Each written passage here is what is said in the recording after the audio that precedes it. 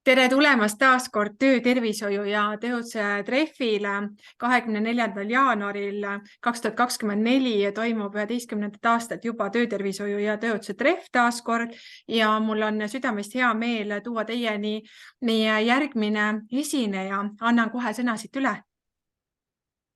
Aitäh kutsumast treffile. Mina olen Kristi Õige ja tulen ettevõttest Elkogen.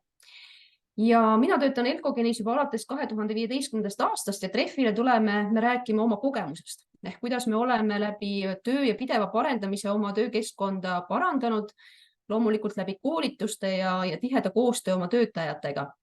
Ja ma arvan, et selle aja jooksul me oleme oma töökeskkonna muutnud avatumaks, töötajad on teadlikumad rohkem ohtudest ja loomulikult oleme muutnud oma töökeskkonna ka selle aja jooksul ohutumaks oma töötajatele. Kristi, küsin ka siia vahele, miks te seda kõike teinud olete? Sellepärast, et ma arvan, et see on ühe vastutustundliku ettevõtja ja ettevõtte kohustus hoolitseda oma töötajate eest. Ehk kui nad tulevad tööle, nad lahkuksid töölt sama hea tervisega, nagu nad on tulnud. Just, imeline. Suur aitäh sulle, Kristi, ja kallis kuulaja, vaataja, oled väga oodatud treffile, et kuulata juba siis rohkem, milles Kristil teile jagada on. Kohtumiseni juba 24. jaanuaril treffil.